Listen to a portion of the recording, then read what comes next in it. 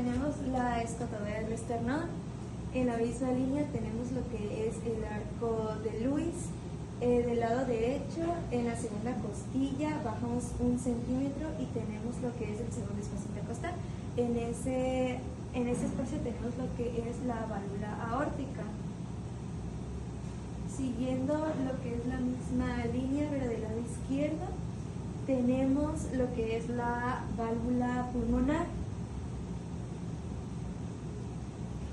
Y ahora en la línea paraesternal tenemos lo que es la válvula tricúspide en el quinto espacio intercostal.